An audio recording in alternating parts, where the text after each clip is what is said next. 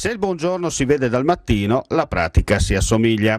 Nessun neologismo alla Massimo Catalano, ma la realtà dei fatti. Vi ricordate il nostro reportage dalla spiaggia del Lido di Staranzano di qualche settimana fa? Bene, oggi lo scenario apparso ai nostri occhi è ben diverso. Pare che il messaggio mediatico arrivato attraverso i nostri canali digitali abbia fatto il suo dovere. Abbia e non ha, perché qualcosa c'è ancora da sistemare.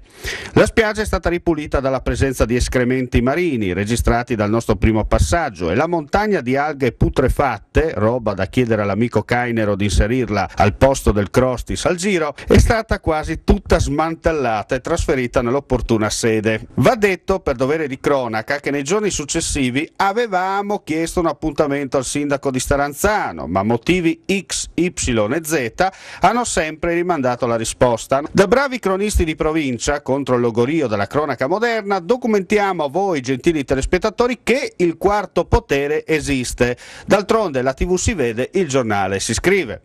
Possiamo ribadire che siamo in Italia, dove tutto è possibile e niente impossibile. Tanta strada c'è da fare, ma chi ben inizia, al sindaco e giunta di Staranzano non resta che dire: non si sa mai, quello che al mondo ci può capitare, non si sa mai, quello che è stato non può più tornare, non si sa mai, non si sa mai.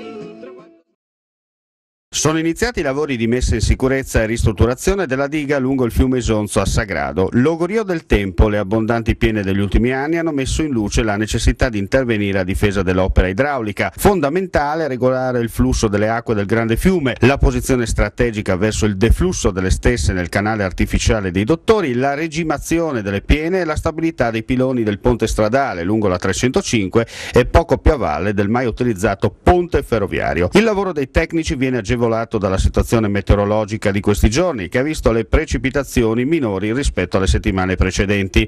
Questo ha permesso il lavoro importante delle altre dighe di contenimento che si trovano nei pressi di Idria, in Slovenia, e di Gorizia, le quali possono regolare il deflusso delle acque con minor uscita, permettendo ai tecnici incaricati di sistemare il manufatto a valle in tempi celeri nella massima sicurezza.